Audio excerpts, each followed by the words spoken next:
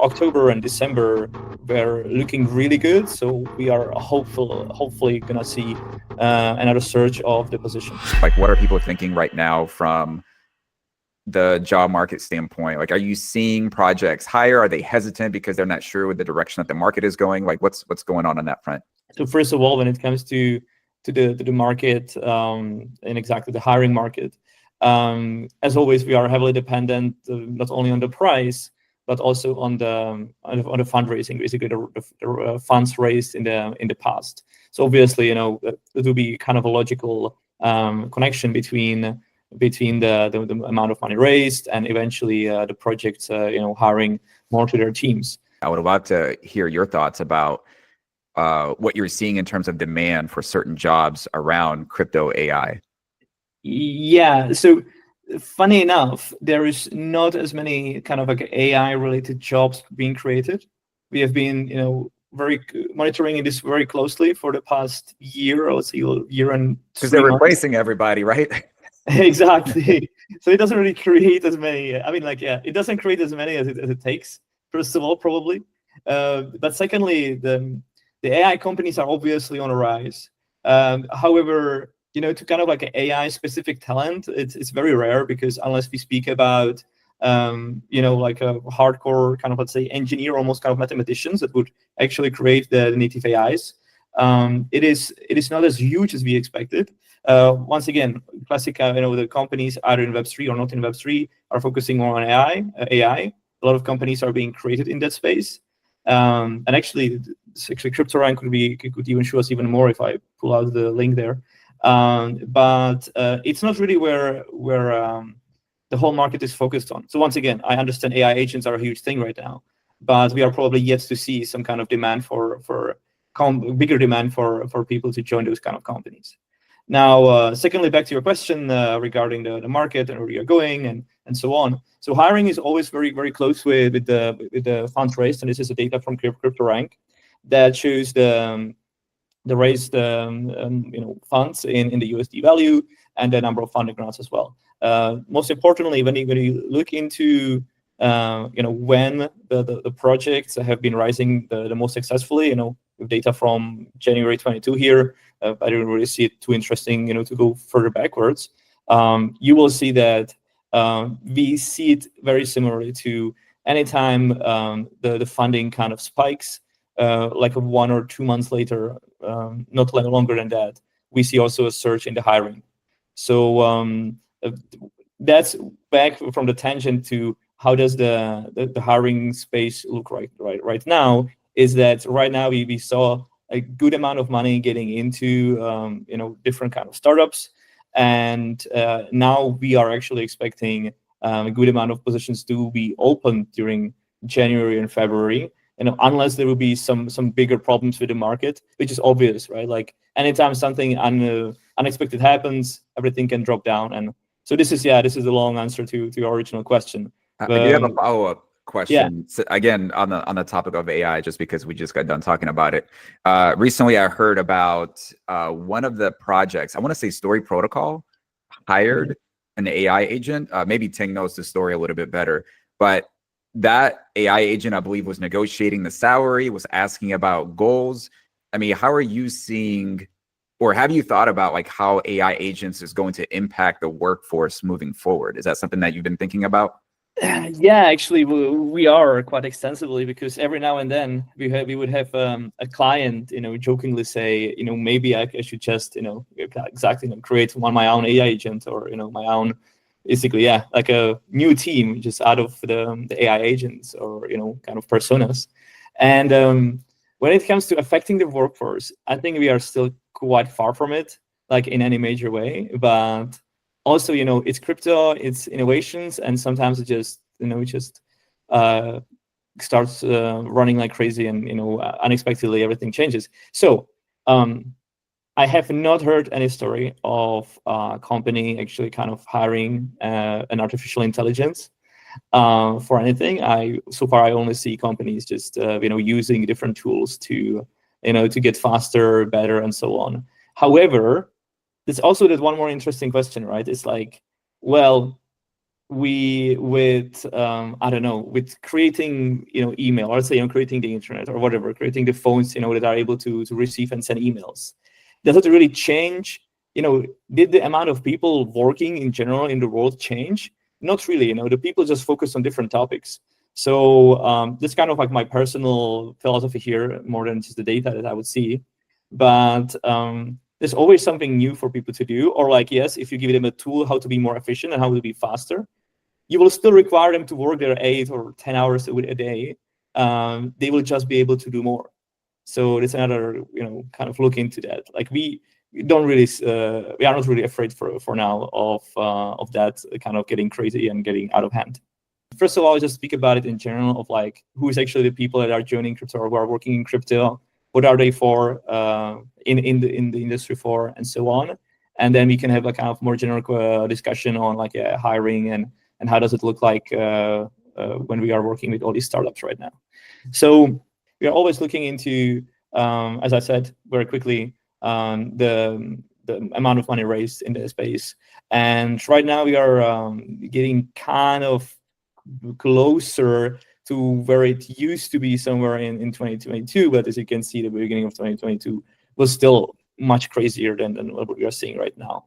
The November, October and December were looking really good. So we are hopefully gonna see another surge of the positions. Now, getting back to, as I was saying, like let's speak about who are the people joining crypto and joining the different crypto companies right now. Is in general for crypto is actually through jobs. That's why I have it here. It's like 40% of the people are somehow involved professionally with the project, or let's say at least contributed to the project. It's still the biggest amount of people, actually the best way how to get people inside of this industry, because actually it seems like everyone who is an active crypto user most of the people are actually the ones working in crypto, unfortunately. And there is a bunch of people that are trying to invest through some kind of fintech or actually crypto apps. Now, out of all these people, 83% of these people are full-time employees. It's just once again to emphasize the fact that most of us are here because we are working here. And when it comes to the categories of the people that are being getting into the industry, and by the way, this is the data from the 2024 survey of a few thousand respondents. You can see that still the software development would be the bigger part, with sales and marketing and basically everything else is kind of following up. You could see it either way, from 26% as like the leading one when it comes to the category of how the people are involved in the crypto space, or you could see that only 26% are developers and then 74 are the kind of whole kind of support of marketing and sales and so on. So very quickly through this, most of these people are working in the space from 1 to 3 years. Once again, we are a little biased by the respondents of this, but quite interestingly, this is the most amount of people. Even though the influx of talent from Web 2 to Web 3 is not as high yet. It was huge in 2022. Once again, in 2023, 2024, it kind of actually slowed down, not even decreased. And now slowly we are seeing the people either coming back or new people coming in. This is interesting from the perspective of the employers, or maybe from the people that don't know. Like, it's actually from web3.careers. The amount of applications for every single job, on average, is at around 150, almost 170 right now, which is pretty much how it was in the 2022. It's the same amount of applications, but it's a small amount of jobs.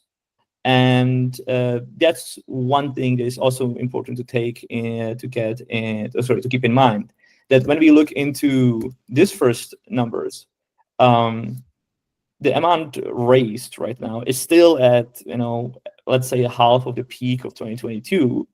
However, we have 3 times more projects fighting for about 50% of the money from the investors right now.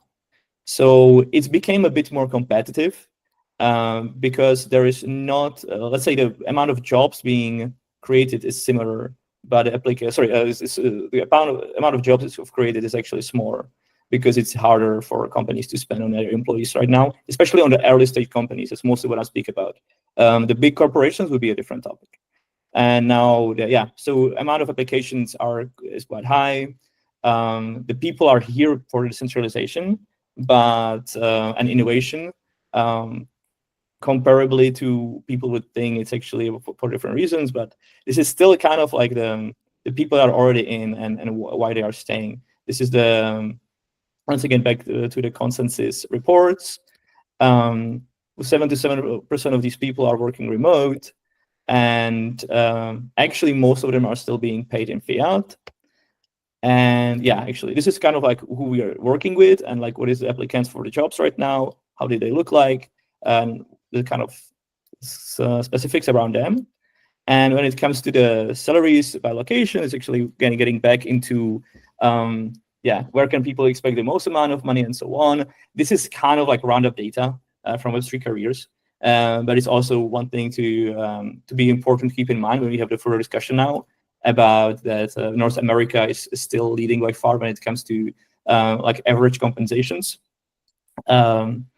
Kind of obviously based on what is also the cost of living in each of these continents. Everyone is looking a bit more carefully for their next hires. There's less amount of people getting onboarded to companies, but at the same time, there's a huge demand for people that are already in the space for a while. So for us, it is much more rare to work with a kind of assignment from our client that would say, we want anyone from either Web2 or Web3, they just know whatever, like let's say Rust or whatever, some kind of programming language or marketing and so on. There's since there's already enough people that were in the space for a while, every single company that we work with right now is requesting the crypto experience. And it seems to me like it's much harder for people to transition from Web2 to Web3 without any prior experience, unless they really try their, the most, whatever they are lucky, plus unless they at least lower their expectations. That is something that companies are kind of the trend of the companies. On the other hand side, the companies kind of underestimate the power of the people that are just really well experienced from outside of the industry. And if the companies are open to this, it gives them a chance of, especially in the bull run, it's harder to get the employees or, to pay them because everyone is asking for more money. So it actually gets them much more opportunities, much bigger target audience, let's say, or pool to choose from. And then it becomes, once again, back a little easier because there is a demand from Web2 for people to switch from Web2 to Web3. But it seems like a lot of companies kind of close their doors in front of, non-crypto experienced people. And so it's just like another kind of something that I don't really have in a graphs from consensus or Web3 cross careers, but it's another kind of phenomenon that we can see right now. And lastly, when it comes to the type of positions, at the moment, and it's for our agency, when we are still, let's say, fairly small in comparison to some huge, old traditional recruitment companies, following 1,000 positions and so on. We the last let's say Q4 of 2024 was mostly focused on the sales and marketing again. What ecosystems are doing the most hiring right now? So we see a lot of positions from Solana. However, Ethereum is also the classic one. The one that is still on hiring more. So let's say EVM in general, right? EVM is still the biggest player out there, at least as per our understanding. This is most of the bigger companies. So Solana is more of these kind of early stage exciting startups that have managed to raise interesting amount of money, and it will be actually going almost kind of like just following what EVM was the kind of ecosystem was doing in the 2022. This is almost how we see it. And so Solana positions will be more on the junior side, to be very honest, and EVM on the more senior side. It's hard for me to compare what is going faster and better right now. What about salaries, Stefan? Because before you told me that Rust engineers were much more in demand because there's not as many of them. Now that Solana has evolved, I mean, are you seeing the competition rise and therefore the overall salary for Solana. I mean, actually, decrease. And then also like you have like Polkadot SDK, Cosmos SDK. There's a lot of languages out there. Like, where are you seeing like some of the rising salaries from an engineering standpoint? If there was a developer who wants to make sure that their starting salary will be as high as possible, at the moment, we will be actually looking at probably like C#, C++ developers, because even the starting salaries out there are quite high, and definitely some kind of quants, right? Which obviously quantitative developers are always going to make a killing, because right now, basically the market makers and anyone else who's working with them are the ones holding most of the money. So when it comes to Rust developers, they are also still higher when it comes to the starting salaries than the Solidity devs right now, or let's say the junior ones. So basically, being it's kind of hard to say junior Rust developer. You have to have other knowledge to be able to do Rust.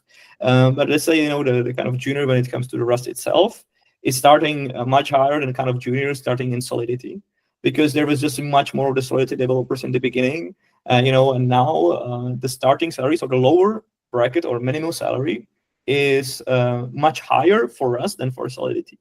But when it comes to the maximum, or the averages, they are pretty much the same right now. In US, we can see the Rust developers, like the crazy good ones, like maybe like even the team leads, getting at like 250, almost 300K a year. Obviously, once again, in US, where the salaries are higher than anywhere else, and so on. Comparably to the Solidity, where it will be like 250, but hard to say on the senior roles. But then like the minimum salaries would be, I have the data now here, of Solidity would start at like 50K a year already, because obviously you can get some third world country kind of developers that would just try to get any kind of client or any kind of job, and so enhance other prices. But when it comes to Rust, it is at about 80K a year as a starting one. So yeah, on average, they have kind of compare, because there's still kind of a big amount of people in the medium. But if I was to make the advice today comparable to 1 and something year ago, I might get still more to Rust, actually. So like I was comparably, I would still go for that. But you don't really make a mistake by choosing either of. When it comes to like a brand new languages, like I believe there's things like Fancy now. When it comes to the Tone ecosystem, obviously anything you can do that is super niche and super new, and you can see some company go kind of moving up in the ranks, that obviously could be interesting. And thanks, Stefan. That was very insightful, and it's also great to hear your perspective on it, since you're feet on the ground on this topic. And again, I think it gives us a really good sense of the direction that we're headed as a whole. And overall, it sounds like things are getting more competitive. But on the engineering side, Rust is still paying a little bit more, and some of these newer languages, that seems to be where the niche is in terms of the salary. Thank you for having me.